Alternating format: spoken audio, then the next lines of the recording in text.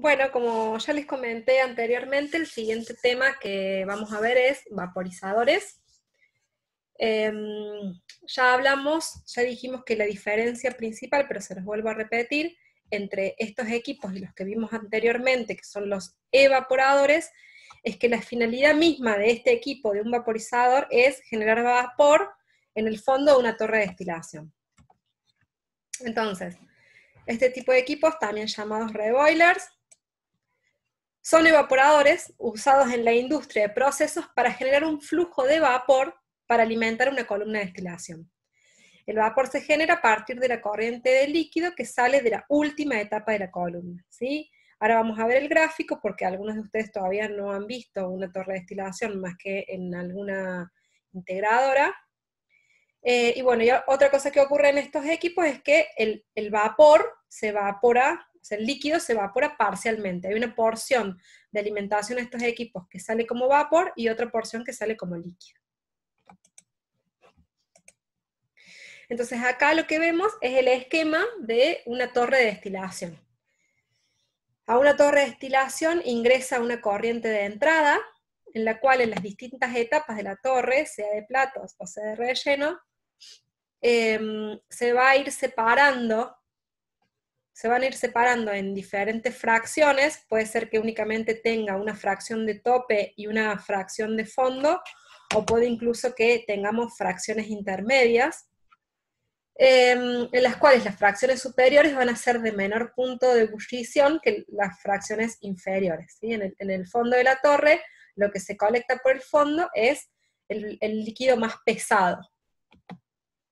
Lo que se intenta hacer con un reboiler es, de ese líquido que sale del fondo de la torre o del último plato, ya lo vamos a ver, se vaporiza parte de esa alimentación, de manera de que se retorne ese vapor a la torre de destilación y de nuevo ese vapor entre en contacto con el perfil de la torre.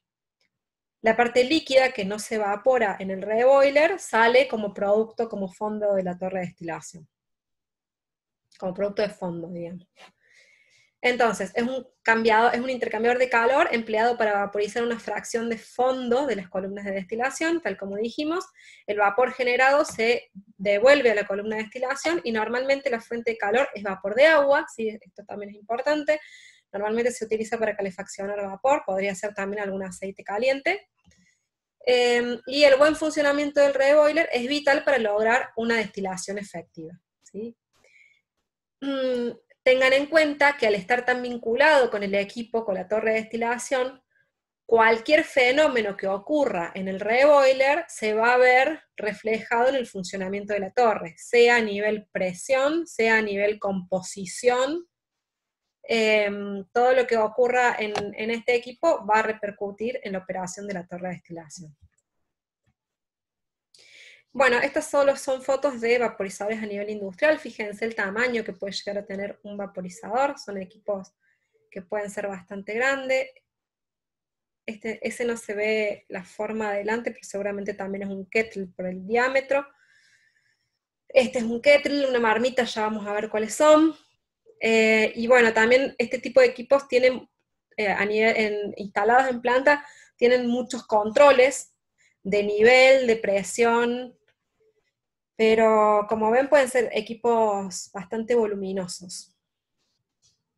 Una clasificación bastante amplia sería en clasificarlos como equipos de circulación natural o de circulación forzada, que evidentemente la principal diferencia es la existencia de una bomba que ayuda a la circulación del fluido versus la circulación natural en la cual no hay bomba.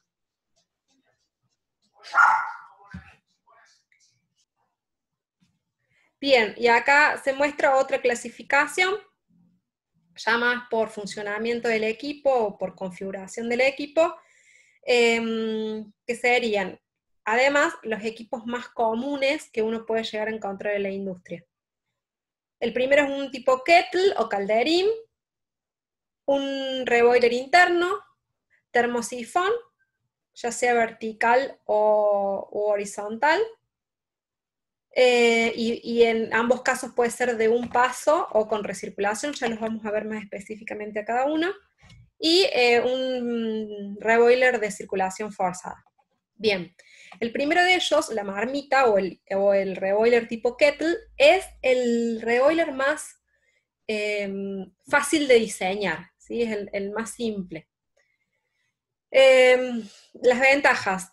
Es insensible a la hidrodinámica y por lo tanto es confiable y fácil de calcular. ¿Por qué? Porque directamente este equipo funcionaría como si fuese una etapa más.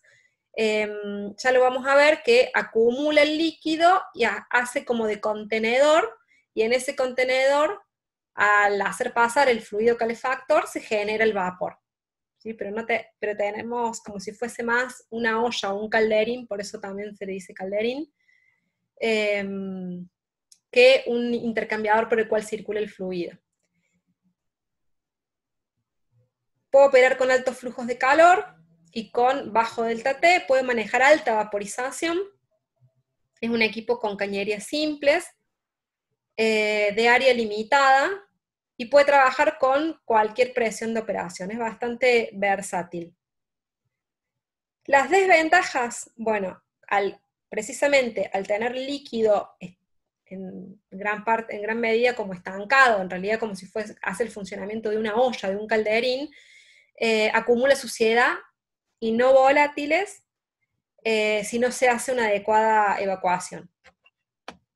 O sea, ya vamos a ver en el gráfico, para que lo vean mejor, que el líquido que se va a evaporar va por carcasa, entonces sabemos de lo que vimos anteriormente que es más difícil de limpiar. También es difícil determinar el grado de mezcla, y por lo tanto determinar el correcto delta T para líquidos de alto rango de ebullición. Entonces, si bien es fácil de calcular, bueno, tiene estas ciertas desventajas, más que nada relacionadas a la suciedad. Y como estamos hablando de fondos de torre de destilación, en muchos casos puede ser que no podamos poner este equipo porque estamos hablando de fluidos sucios. Si estamos hablando de alguna destilería de productos más limpios, como sería alguna más relacionada con el etanol, puede ser que no sea tanto, pero estamos hablando de petróleo, seguro que el fondo no es apto para un kettle. Bien, cabe aclarar que las refinerías, en muchísimos casos, las torres de destilación en una refinería de petróleo suelen no tener este tipo de equipos de reboiler, sino que directamente se utilizan hornos de prealimentación y de calefacción por una cuestión de la capacidad calorífica, ¿sí? Estos equipos son equipos que generan vapor en el fondo de una torre de destilación, están asociados al vapor de la torre de destilación, pero para operaciones más reducidas. En el caso en el que yo necesite transferir más calor, me voy a tener que ir sí o sí a un horno. Entonces, acá lo que vemos es la representación gráfica del tipo kettle.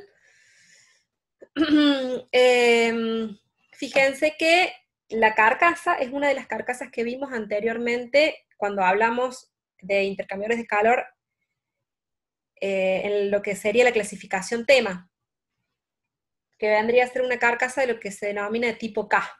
¿Sí? Esa es la carcasa asociada a un reboiler kettle, en donde por tubos va a circular el vapor o el fluido calefactor, y en la carcasa se va a encontrar el líquido que se va a evaporar. Un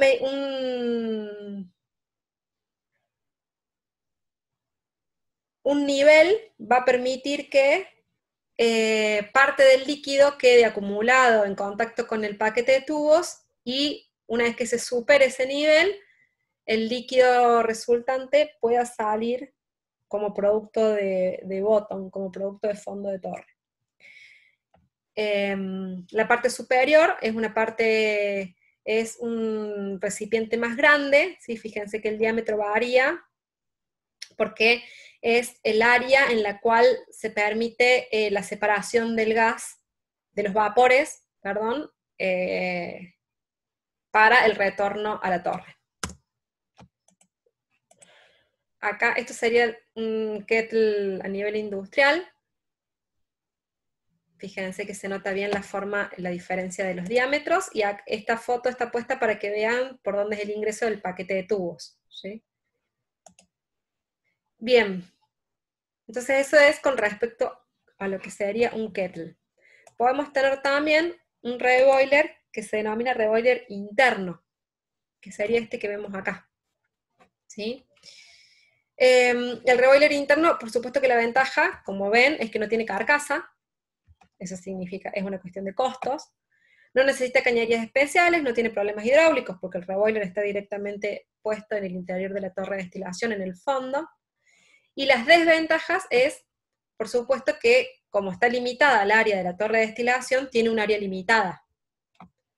Requiere una gran brida y soportes internos, los tubos son cortos, por lo que paquete, recuerden que intentábamos siempre hacer un paquete más largo y más compacto, era más que nada por la carcasa, pero también por una cuestión de tubos.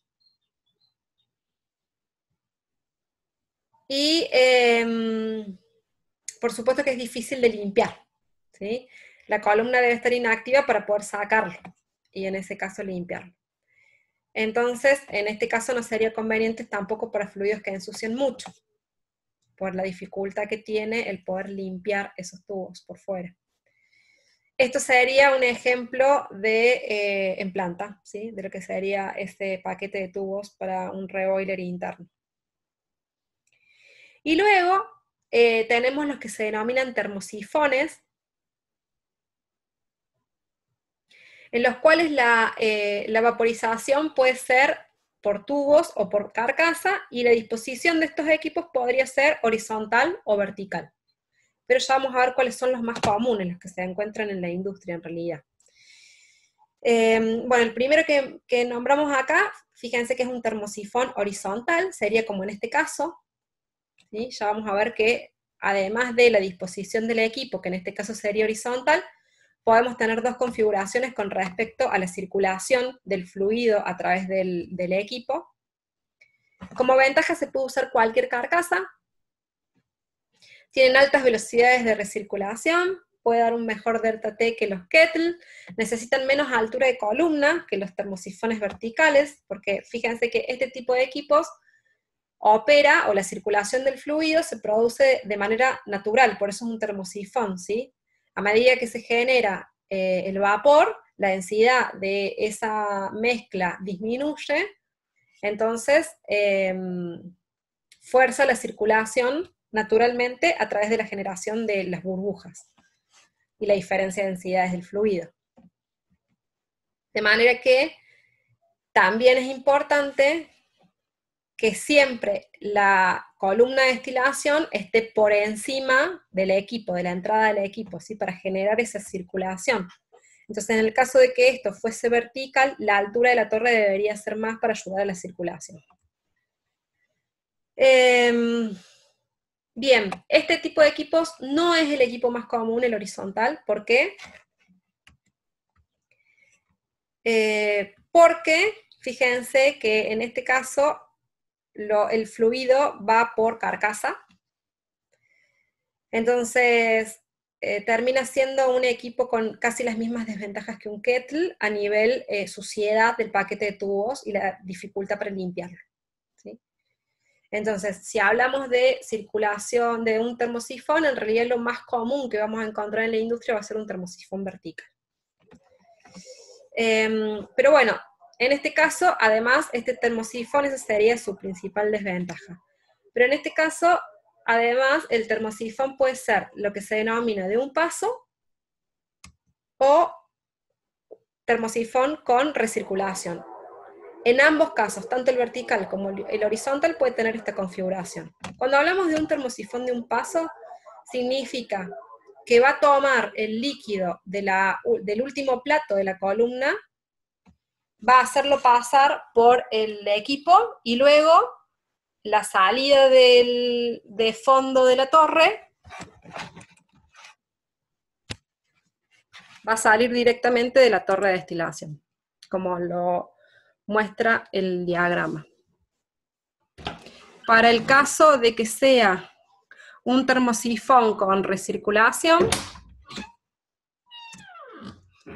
fíjense que en este caso lo que ocurre es que parte del fluido de fondo de la torre va a pasar por el equipo, y parte va a salir directamente como fluido de fondo. ¿Sí? Esas son las dos configuraciones que podemos encontrar, tanto para termosifón horizontal como para termosifón vertical.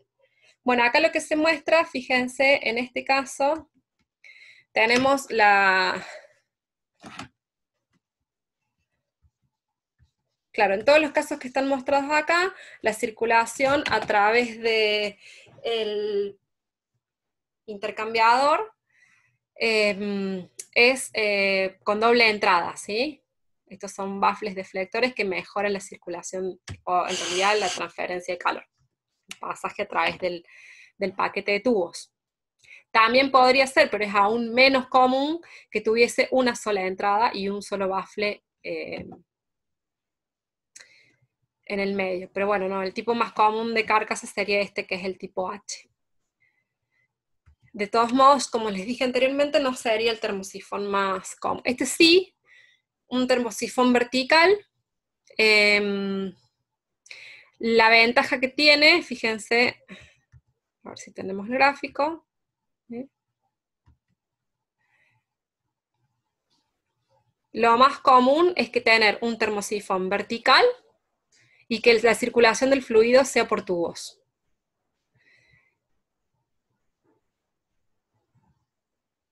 Bien, ¿por qué? Porque una de las ventajas que menciona acá, por ejemplo, es que el ensuciamiento por tubos facilita la limpieza. ¿Sí? Entonces, tiene las ventajas de que tiene buena circulación, de que se puede limpiar en el caso de que se lo haga pasar por tubos, y tiene la desventaja de que para lograr una buena circulación, como es vertical, necesita una buena altura de torre. ¿Sí? Entonces, de lo que vimos es que lo más común es que en un horizontal vaya por carcasa, lo más común que en un vertical vaya por tubos. ¿Sí? Y si tengo que elegir entre un vertical y un horizontal, es más común encontrar este tipo de equipos. Y luego,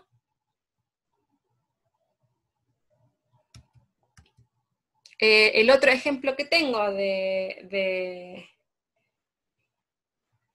reboilers sería tanto horizontal o vertical con circulación forzada. ¿Sí?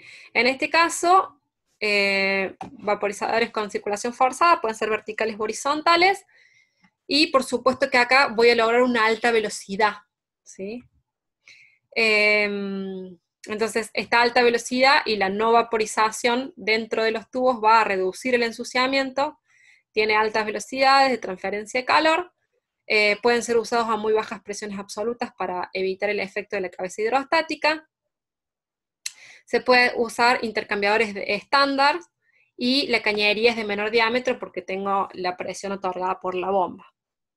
La desventaja es que tengo una bomba, ¿sí? Lo que involucra tener que poner la bomba en el sistema. Entonces, tal como dice acá, muchos son los factores que influencian la selección de un vaporizador, y cada usuario valorará los diferentes factores en forma diferente. Al final, todos los factores, como vimos hasta ahora, se reducen a lo económico. Entonces, va a depender del espacio disponible en el piso. Entonces, si tengo un vertical, necesito menos espacio disponible en el piso, de la altura del galpón. Entonces, en el caso de que requiera un vertical y mi limitante sea la altura del galpón, no lo voy a poder poner, de la carga térmica requerida, de la presión de trabajo de la torre, de la fracción de líquido, de la tendencia al ensuciamiento, de la diferencia de temperatura disponible, de la requerida y del tipo del fluido, un poco lo que vimos hasta ahora, ¿sí? Entonces, pero para que tengan claro, estos son los tipos fundamentales de reboilers que van a encontrar en la industria. Nosotros vamos a arrancar por el diseño de un kettle, entonces que era este, ¿sí? Vamos a arrancar por acá, y después vamos a ver algunos de los otros tipos también. Corto y directamente me voy a ir a la resolución de algún tipo de ejercicio.